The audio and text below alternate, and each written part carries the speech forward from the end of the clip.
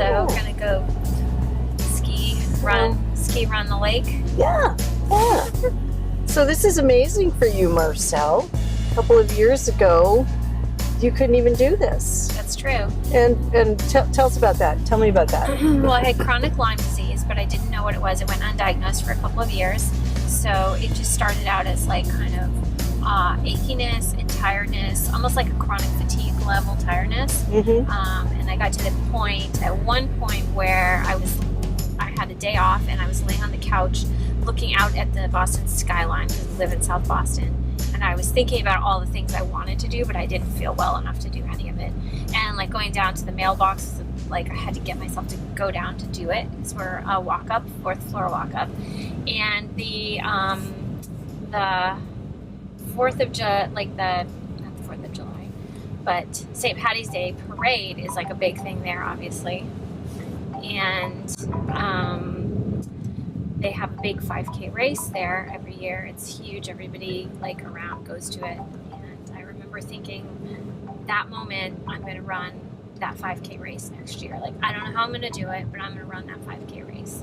And I couldn't, just my joints were swollen. They were hot. Every like thing that I wore and everything that I stepped on felt bad. Like, cause you just don't really realize how uneven ground is. Mm-hmm. Whether it's cobblestone or gravel or whatever, until you have issues with your joints. And then like every step you take is kind of like painful. So you're saying that even in the midst of your pain and sort of, for lack of a better word, disability at the time where you were unable to do virtually any sport or activity, you still had this sort of epiphany that you were going to do something that you couldn't imagine doing at the moment. Yeah, I didn't know how I was going to get there, but because I certainly couldn't run. I wasn't even a runner at that point. But I did decide that I was going to do that. And I had been to several doctors, and I finally went to this one doctor, and we have a sister with lupus, and I was convinced, I think in the back of my mind, I had lupus because it was like a lot of my joints were swollen and hot and sore and fevery and just felt so tired and had a lot of the symptoms. And I remember that doctor saying, "You don't have lupus. Would you like to have it?" And I was like, "No." And that was a little bit of a like, all right, well, I guess I better stop putting that out there because I don't really need to have that. And I had to change doctors because we moved into the city, and the new doctor that I have, which is no longer in my practice, took one look at me. He's like, "You totally look like you have Lyme disease. Has anybody tested you?" And I was like, "No." So he tested me, and he was like, "Yep, you definitely have a really bad case of it." And so he put me on like many rounds of antibiotics that didn't work. And then finally sent me to an infectious disease doctor who put me on many rounds of antibiotics. At one point I was taking them 3 times a day for a month. And obviously that kind of like strips your body. It doesn't do any favors for the rest of your body when you're on antibiotics that much. And they were not bringing down the markers of Lyme. Like there's these like kind of bacterial markers of Lyme, and they were starting to go up rather than go down. So that doctor said the next step would be to put a PICC line in my arm and have IV drip antibiotics given to me on a consistent basis for however long it took. So I just stopped going because I was like, this isn't working. And I had a gym membership that I wasn't using to the YMCA. It was winter at that time. And I just said, I'm going to go every day to the gym and do something. Whatever it is. I'm just going to like get on the treadmill. I'm going to get on the elliptical. I'm going to, the stair climber. I'm going to get in the pool. I'm going to get in the sauna. I'm going to make myself go to the gym every single day. And so I started to do that. And I literally did. I'm sure I missed like a couple of days, but for a year I went every day to the gym.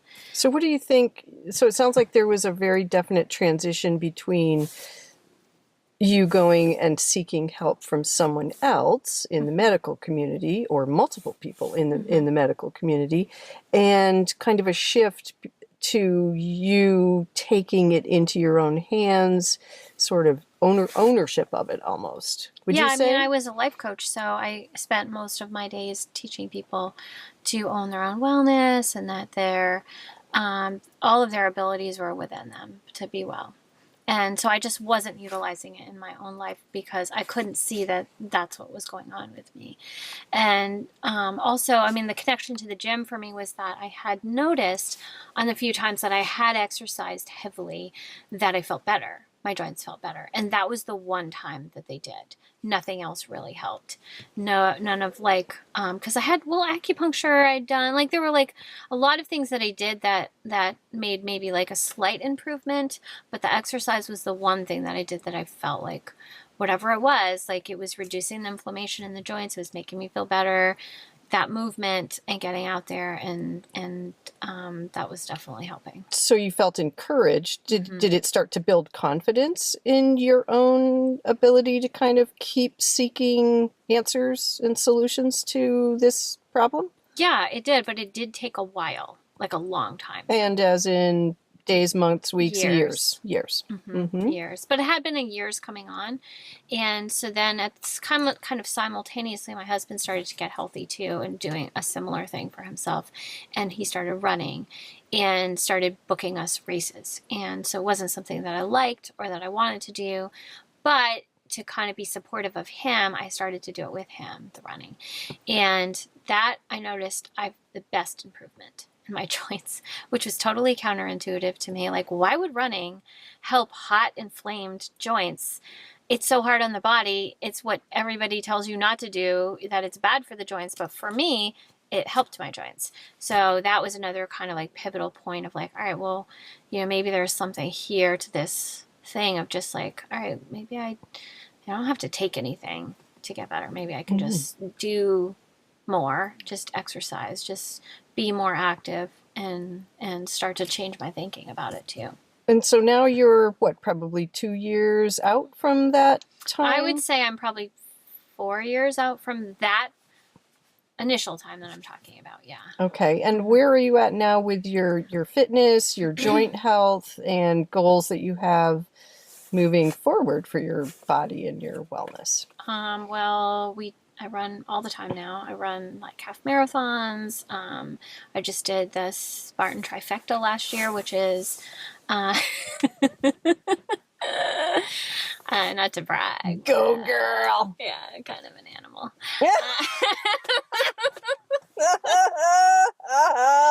No, I mean, my joints don't hurt at all. I don't even feel them. Ooh, that Not feels at all. miraculous. Not at all. And that, I would say, within the last maybe 8 months. There was a time last year where we were running a lot. My joints were significantly improved, and I was trying to do trail running. And because that called upon me to have like a completely different set of strengths in my foot and my ankle, that was very frustrating for me because I thought oh my God, I'd come so far and I was doing so much better. And I remember at one of the trail races, like bawling in the middle of it because I was so discouraged that, oh my gosh, how am I not better? How are my joints still bothering me after this amount of time? But it was just something that I hadn't tried yet. I hadn't done that. I hadn't tried to use my muscles in that sort of way. And so I went to PT for about 4 weeks and I was like, oh, I can do this. This is something. So instead of taking that as a setback and making you stop, you actually eventually, when you dried your tears, saw it as an opportunity for more growth and more strength and sort of moved toward it and indeed conquered it. And so where are you at now? We're down at a frozen lake here in Vermont, and you have some special shoes on your feet that will make it so that you can actually run on the ice safely. Yep. And get your run in. It's below zero. It's very cold, but still, that's not going to stop you. No. So what is your current goal? Where are you at now? So my current goal is I would like to win in my age category, and I plan to this year. In a win in what? In a race. Preferably, I mean, any race would be great, but 5K would be nice to start with. This last year, I had an experience where I came in third in my age out of probably maybe 200 people. And so I was like, whoa. It's like, hey, maybe I can do this. So I do try to run every day. I feel it if I don't, like, just not from a joints perspective, but just from a a health perspective. Like, this is part of my health care. Like, somebody take a vitamin every day. I feel like being active, and it's not always running. Sometimes it's hiking or, you know, kayaking, but just moving my body every day is definitely my vitamin. And you need it. I need it. Well. I need it. I feel like I need it mentally, emotionally. I just feel also like I have a ton of energy now, which is also exciting, because that for me was hand in hand the most difficult part with also the joints not feeling well, was also just the low energy for a person who at the time was 40 years old. You know, now I'm 45. I feel like I have more energy than I've ever had. And I attribute that to that, just an active lifestyle. And, you know, I don't say I eat perfectly. I try to be, you know, eat pretty healthy, but you know, it's mostly just moving and just getting out there every single day. So no matter what the weather is. In order to win in your category, that means you have to increase your speed. Yeah. Okay. Yeah. And you have a plan for how to do that? Just sort of what you're doing and constantly moving forward? Or? Yeah, I do try to track my pace, and so I'm trying to do something different, because I'm, you know, was in a bit of a rut of plateau, just kind of staying where I was at, and there was nothing wrong with that because it was still good for me and it was still healthy. But now that I got a little taste of like speed and possibly being able to win, I'm a competitive person anyways, naturally. So I'm like, all right, you know, I have to shave like initially, like I had to shave like a minute off each mile, but now I have to shave off like 30 seconds off each mile, and that sounds doable. So I'm like, oh, I can totally get there. That's bite size. Bite size. I can do that. Yeah. Great. And plus, I just think it's good to have the next goal. Last year, doing the Spartan Beast, which was in Killington, Vermont, which took us 11 hours as a group, and just called upon like everything in me, like from mentally, physically. It was demanding, it was difficult, and we got to the end of the 11 hours and we crossed the finish line. You jump over fire, and I thought in my head I could do another couple miles. And for me, that felt like, oh my gosh, I can't even believe I had that thought. I can't even believe I had that. Like, that's nuts. I didn't want to do another couple miles, but if there was 2 more miles, I could have done it.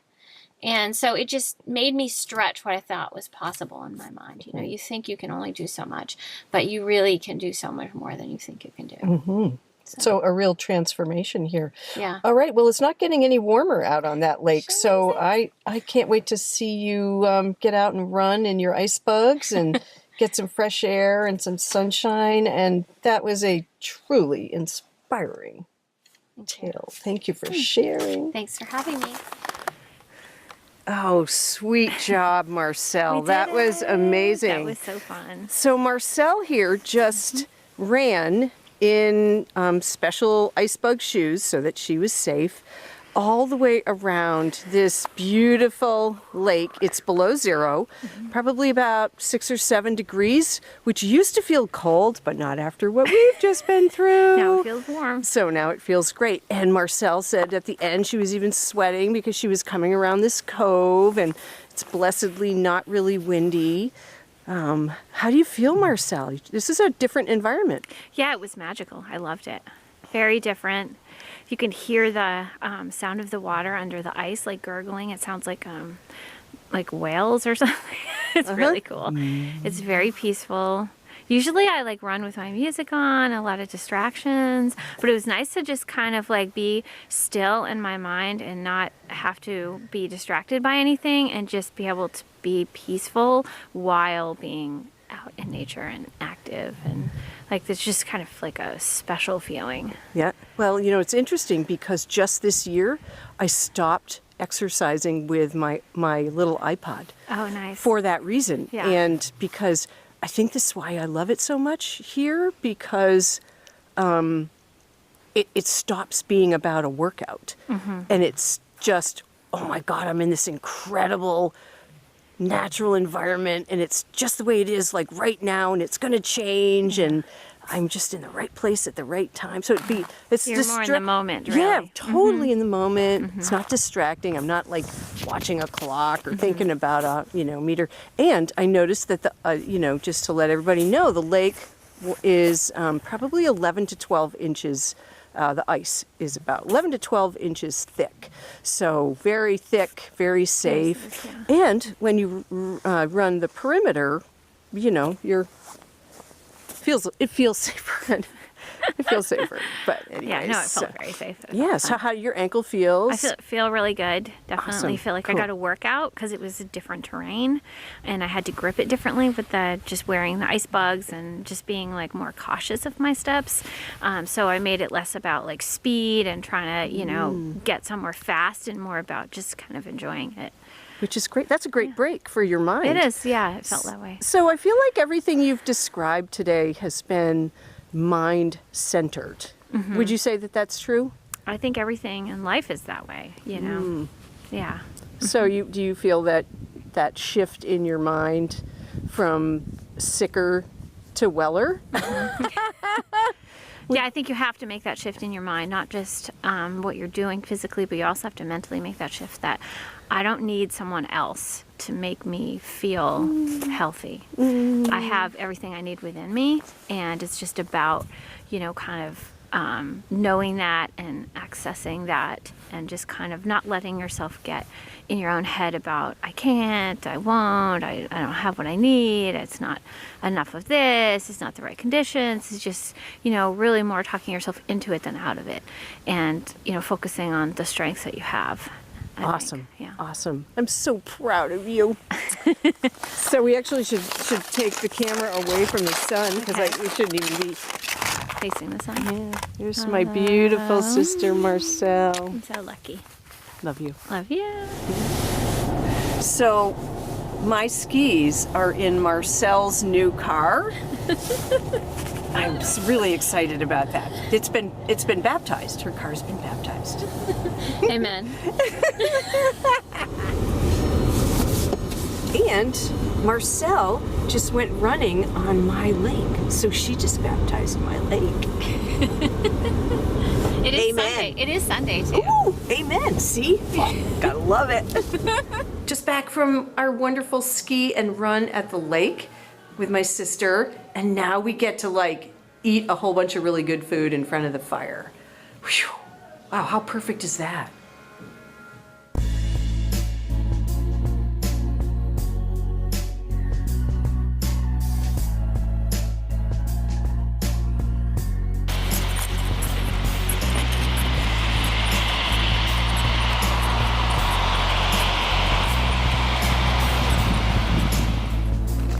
Hi. I want to show you what I'm playing on today.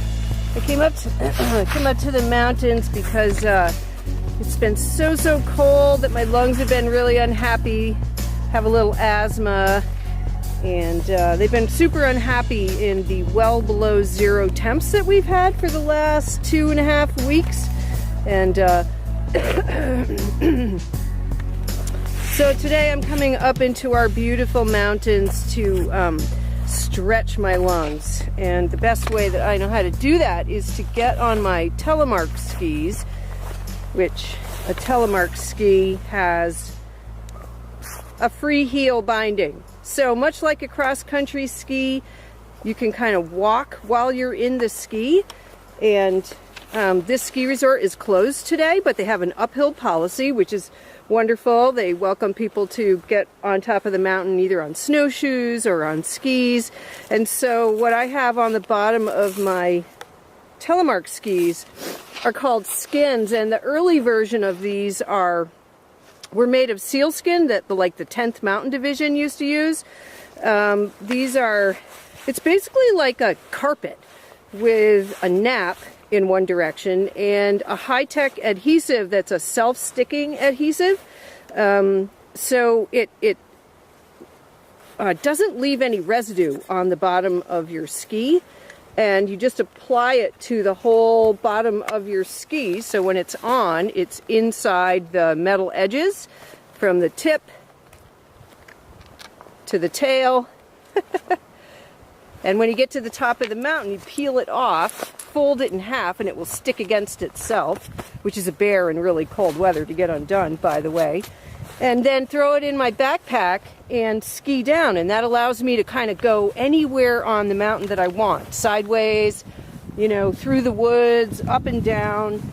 It's very freeing way to ski. And because the mountain's closed today, I've only seen a couple of other people, some on snowshoes, one on carrying a snowboard, people getting out and enjoying the mountain today. So it's really beautiful. It's snowing.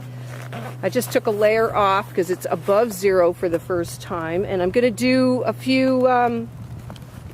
little bit of snow yoga where I just put my skis on and do some informal yoga stretches, and it just sort of keeps things supple and moving. And my plan is to go to the top, and then I get one blessed run down. So maybe I'll see you at the top if the battery holds on the camera. So I'm hiking up this mountain today on skis with skins on them, because today I'm practicing stretching my lungs. So shift your mind, shift your lungs is my sort of mantra today. And so I've had like asthma for about 21 years. And ever since the beginning of it, I've had this feeling that taking medication for it was not the best route for me. But that keeping my lungs as natural and as stretched as possible was the best route. And it really has worked for me. So the shifting of the mind is like, normally when something hurts, you pull in. It's a very inward thing to be ill or sick or, you know, something like that. And so I have really tried to practice shifting my mind to like flip that around, see it from another perspective, which is a lot of things are kind of counterintuitive, I know, but to keep it stretched, I have to kind of keep using them, right? And so for me, going uphill is the best way to use them. And I sort of had an image in my mind of like my lungs being like a rubber band, and that if that rubber band sits in the dark and never gets used, it gets dry rot. Notice how anything that has dry rot is, you know, something that's just not been used, and so petroleum or whatever's in it just sort of leaches out and it gets really dry and crackly. Well, that's the way I think of my lungs. Like if I don't use them and I just try to pile something into them to make them not hurt, then I'm kind of creating a rubber band headed toward dry rot. And so that's why I'm going uphill. And using them, you know, sort of like it's a slow, I don't have anything to prove to anybody, you know. So it's slow. If I don't make it to the top, I don't make it to the top, but that's my goal, to make it to the top. And it's snowing, and it's like a real winter day, snowing beautifully, but above 0 and really great. Hi. So I didn't make it to the top today because Mother Nature is always in charge. And but when I started off, my lungs felt super tight, and my shoulder blades hurt and everything. And really quickly, they started to loosen up. So I feel excited about that. But they're starting to get tired now. I'm near the top, but not at it. And as I gain in elevation, it's getting icier underneath the snow. And it's late in the day, so it's also getting darker. So, you know, live to play another day. So I'm back. I don't know if my little hose here froze up. Yep, it did. Oh, thanks for coming along on this lung stretching journey with me.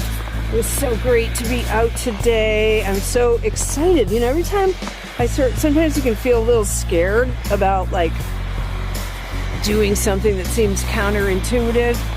Like, oh, my lungs hurt, I should stay indoors and take care of them. But if I shift the way I think with that, and I go with my wild voice, my intuition, I never fail. It never goes wrong. So my lungs feel great. was out for hours in this beautiful winter day, and I'm really excited that I'm staying healthy and strong, and it's like such a confidence booster too, It's like, yeah, you got this,